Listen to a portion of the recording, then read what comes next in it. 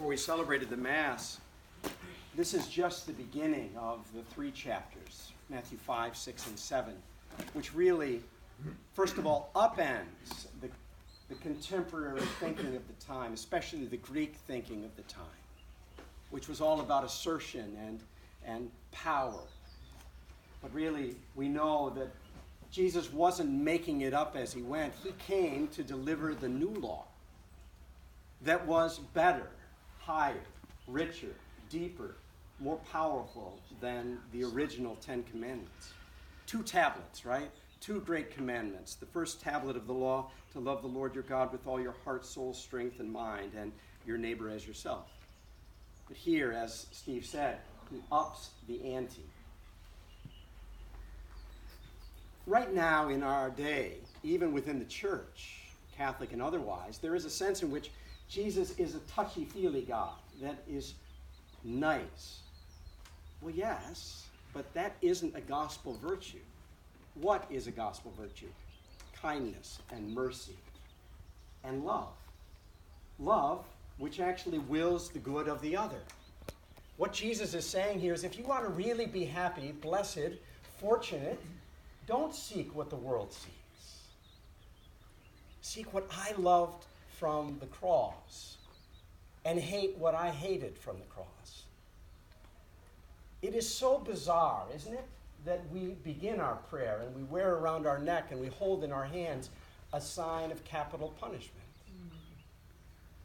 But if you would be great, become the servant of all. That's what he says. He has called you and me to see with the eyes of eternity, from the perspective of God.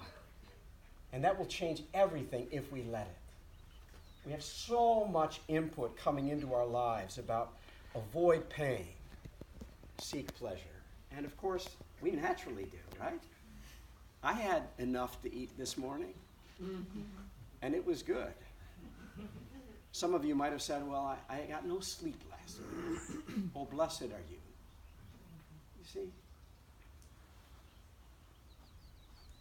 What he wants us to do is take the challenges of life, the opportunities of life, and see them as the Lord himself, if he were in each of you, would see them, which of course he is, through our baptism.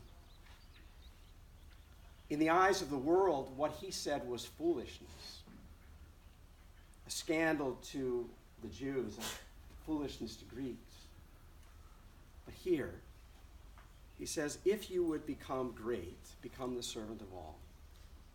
That's the message that he invites us to embrace. But here's the sad fact, or the beautiful, liberating fact, none of us is up to it.